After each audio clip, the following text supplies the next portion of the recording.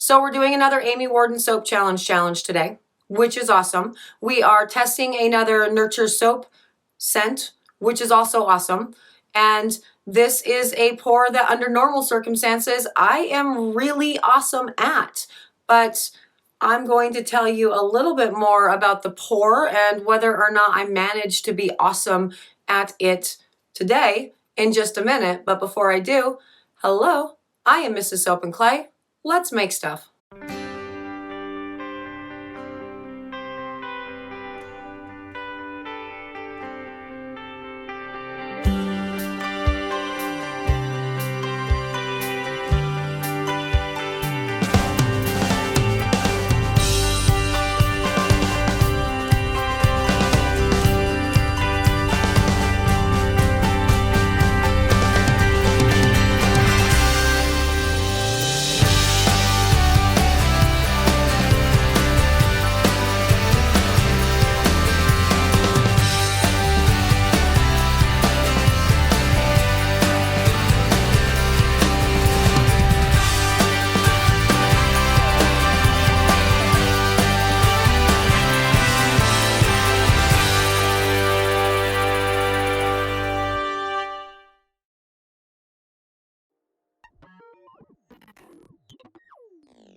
How's it going, Sudzers? Welcome back to the channel. You are at Soap and Clay, where we make all the soapy things, and you are here for day 277 of 365 days of soap, and we are doing Amy Warden Soap Challenge for the Mantra Swirl.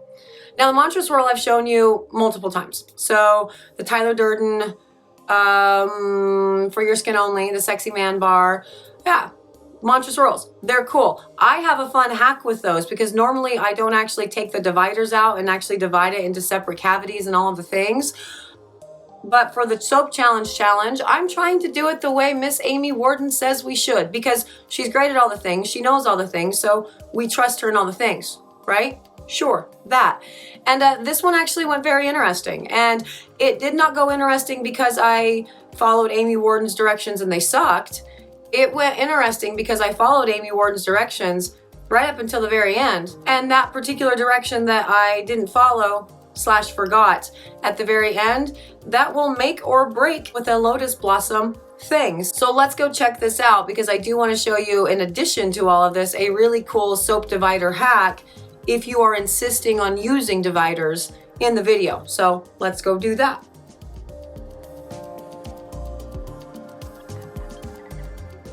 So next up in the Amy Warden Soap Challenge revisit thing is a circling Taiwan. Now, a circling Taiwan is done in a proper loaf mold, right? And it is then cut from top to bottom to give it a cool lotus blossom Taiwan thing.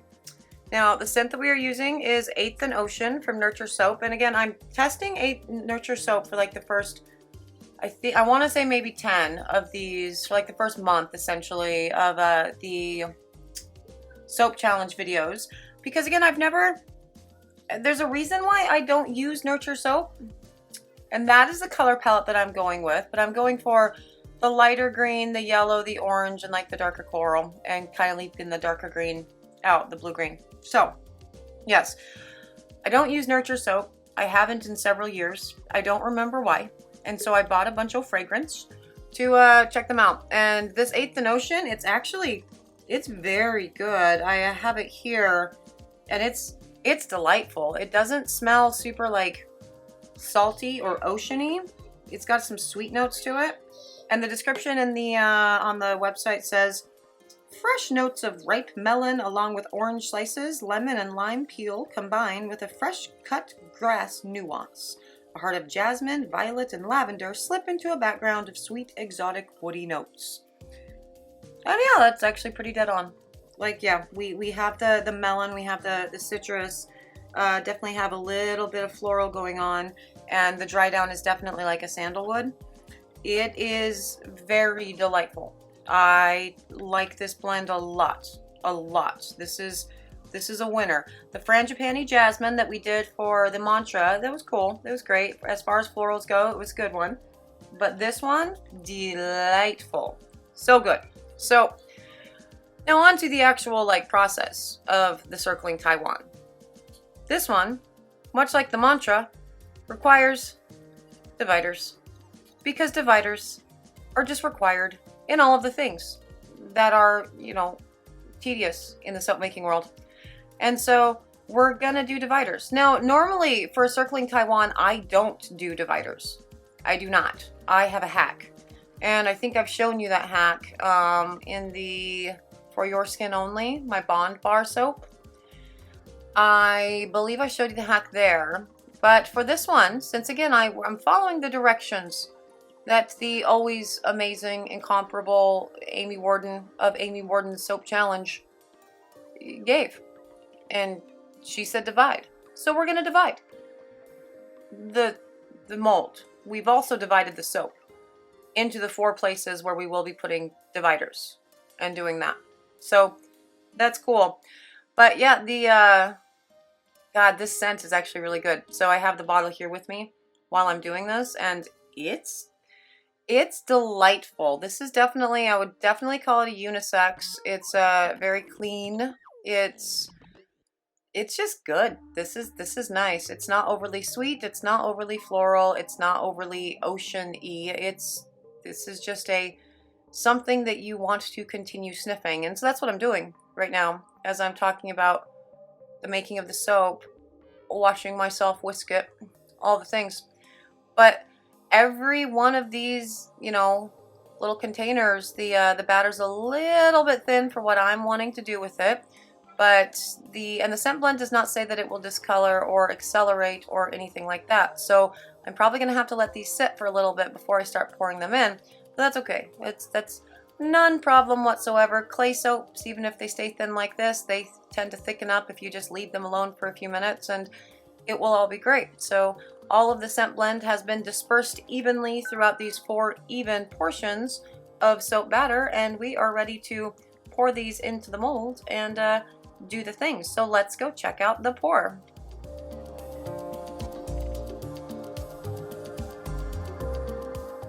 Now, one of the reasons I developed a hack for doing a circling Taiwan or a lotus blossom is because I don't actually like working with dividers, because you have this impossibly small area that you have to pour into, right? And it's hard to see in, and it's all annoying, and you know, whatever. And so instead of doing the dividers the proper way, I'm also not using my hack of how I make my circling Taiwan, my lotus. I am building the dividers as I go. So like I poured all of the yellow in, and now I'm just using the divider itself to push it over to the far side, and then I'm going to pour all the orange in. And so right now as it stands, I just have 2 divided soap areas, right? That's much easier to make soap in, like much easier to make soap, because you can see what you're doing. Now again, this would have worked better if my batter was slightly thicker, but if I get it too thick, I'm not going to be able to do the circling Taiwan and get my lotus blossom and all the things. So it is what it is. And so yeah, then just pour it in there. Look at that, now you have 2 crevices, and I can totally just let that go at this point, and it's all fine while I'm ready getting the rest of it out and do the things. And then do the exact same thing. And so ultimately the only one that's a super huge pain in the ass to pour would be the final color. Because doing it this way, you just continue to shove the soap batter over with the dividers themselves, and they all end up in the little place where they're supposed to be, and you do the little pory thing. Good hack, good tip, like that. Another issue with all of this actually is though, I only had 2 dividers. I made these 2 dividers out of some pieces of cardboard. I only have 2, and I need 3 because I'm doing a 4-color bar. So what do? I just pull the first one out and keep moving with the whole thing. See, like it's perfectly divided with the yellow and the orange there, and pull it out so I can do the light orange on this side, and that totally works too. So yes, you can do any number of layers that way. Just keep pulling out the one that really isn't needed anymore because the soap itself is holding the other layer into place. And so there's that. And yeah, that's I have dividers. Mr. Soap and Clay made them out of you know, stainless, and they're beautiful, and I just don't know where they are. And I don't like dividers for the reasons that I've already mentioned. I don't like pouring into these little teeny tiny crevices. It's not fun for me. It's very tedious, and it's not, no, it's a no. So I figured out a different way to do the circling Taiwan and the lotus blossom and all of the things, which I actually love. It's a very therapeutic pour. So definitely go check out the For Your Skin Only, because that's like one of my favorite bars to make ever. But, you know, dividers. We are doing this because Amy Warden of Amy Warden Soap Challenge said so. And we love her. She's amazing. And also, this is something that she does say not to do. Don't scrape down your dividers. Just pull them up in one equal fluid motion. Preferably all at the same time. And I don't do that. You're wasting soap. So I scrape them down as I pull them up on each side to save all of my awesome soap batter. Because, yes, you want to save your soap batter. And so I do that. But that could also be one of the reasons why I dislike making soaps with dividers so much, because this extra step is even more tedious than it needs to be. And, you know, Amy Warden is saying, don't do it. Just don't do the thing. I do the thing. Because, yeah, I mean, I would have lost like 2 whole ounces of soap with these 2 dividers, and I don't like losing soap. I don't know a soap maker that does. But look at that. They are all perfectly lined up in there, ready to be swirled. Now, the process of the swirl for the Taiwan is you put your skewer all the way down to the bottom in one corner, and then you move over like 1/4 of an inch, and then you go the width of the mold, and then 1/4 of the inch on the other side, and back up to the other side of the mold, and 1/4 of an inch. So you're creating little rectangles essentially with your skewer, and then you skewer around the perimeter of it multiple times to continue pulling all of the colors into itself, right? And so pulling the colors around. And so then you get a cool lotus blossom, all of the colors pull into themselves, it's delightful, and that's awesome. Except that's not what I did. You see what I'm doing? I'm doing a mantra swirl, I'm doing a figure 8, I'm doing an infinity swirl. I am not doing a freaking Taiwan right now. That is not what you're supposed to do for a Taiwan. And that sucks. Now, this process of like spinning it around the edge, that's totally what you're supposed to do for a Taiwan, for sure. And you can go around and around the edges as much as you'd like. The more you pull it around the perimeter, run the skewer around the perimeter, the more the colors will continue to pull into, you know, kind of wispy, plant-looking, you know, things like lotus blossoms and stuff in the final cut. But I still messed it up, and I gave you a mantra pull instead of a Taiwan. So let's go check this out and look at the cut and see what we've got. So onto the cut of this guy. It has been gelled and C-popped, and everything looks really nice. There's just a little teeny tiny bit of soda ash there in the lighter peachy side thing, and you know, that's fine. It's all a thing. And it looks really cool. But even now, as I'm looking at this, my brain is going, while I'm cutting it, my brain is going, there's something wrong here. This doesn't look like it's supposed to look. What is wrong here? Because I haven't actually, you know, figured out yet that I did the wrong motion. Like, past me making this soap, not editing me, talking about it right now, past me didn't know it at this point. But we're going to do the cut, because there is a certain way to cut these to release the beautiful pattern inside. And so you're looking at, you know, the whole soap from top down. And if you were to cut it just regular with your cutter like you normally do, that's what you would get. You would get 4 very distinct lines of color, really, because that's what you did. You took dividers and you divided into 4 distinct sections. And so that's what you would get if you cut them in 1-inch increments down the length of your loaf like you do with a normal soap cutter. So that's not how you cut to get a circling Taiwan. So here's how you cut to get a Taiwan, to actually release the pattern. Not like that. Not like that. That would be for thin lines. Like that. So you're cutting the top off and the bottom off, and you're also left with the middle soap, right? Cutting the top off. Still 1-inch increments for sure. I mean, in my particular situation. But see? And that's super pretty. That is very pretty. For sure. It's pretty. But The whole point of a circling Taiwan is when you put like 2 bars together, they form like a lotus blossom. And I've got like something going on there, but it's not the lotus. It's not a lotus blossom. It looked kind of like a bug, actually, which is cool.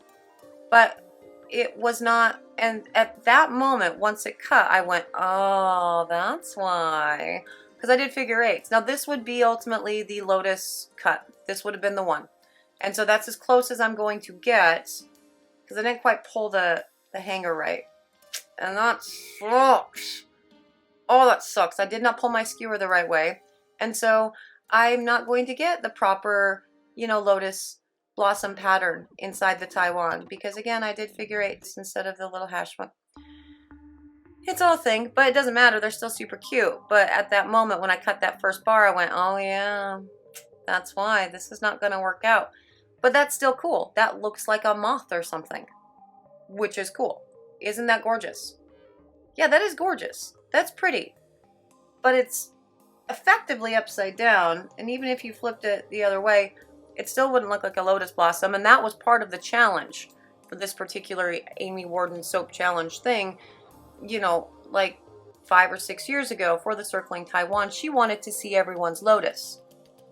I would have had nothing to deliver her for this one. So cool looking bar. The color pattern worked. It's all, you know, great. It's cool. It's like a bug or a devil or something, but not a lotus. It's backwards and upside down, and not enough pulling between the green and the rest of them. But you know, that's my bad for not using the right skewering techniques. And like I said, they're still cool. And this 8th and Ocean scent, absolutely gorgeous. Love that for sure. And you know, there it is. My only close lotus would be the one on the top there. But that is day 277, the Circling Taiwan. Yeah. Okay, a number of things here, okay? A, that soap is still super beautiful and it smells great. That Nurture soap is that's a great blend for sure. 8th and Ocean, delightful, absolutely. So still a beautiful soap. 2, yeah, the way that you move your skewer will make or break whether or not you get a freaking Circling Taiwan with the lotus blossom or not. Oh yeah. C, isn't that the coolest divider hack ever? Like, that's easier. That's much easier than like pouring into the really small. Nah, just put the dividers in as you put. Yes, do that. Much easier, and you don't have to worry about getting into the little tiny crack. Do that for sure. Yeah, if you are interested in these Circling Taiwans that again smell great, still beautiful, no lotus, you can find them on soapandclay.com tomorrow. Tomorrow is Georgia May's attempt at the Circling Taiwan and the lotus blossom and all the jazz. And so we will see hers then, and then they will both be dropped on the same day in the same listing to make it super easy for everyone, and you can pick them up then. If you are interested in seeing what the Soap Apprentice comes up with for hers and her design and whether or not she uses dividers and how she does it, you should subscribe to the channel. You'll get a notification when I drop that video. You can come back and check it out and let me know which one you like better, really. For those of you who are subscribed, hey, thanks for being subscribed. I appreciate you guys. And yeah, no, for the soapers that are watching, just keep that in mind. Remember how you're going to be doing your pulls with your skewers, because sometimes they make a difference. Ultimately, this bar, if it wasn't a challenge, it wouldn't have mattered, right? But if you're submitting something like this to a challenge, you were never going to get the lotus blossom with that. So keep that in mind. The skewering matters. Yes. Thank you so much for joining me for another round of 365 days of soap. I really do appreciate you. I'm out of here for today. I will see you guys all again tomorrow. Bye.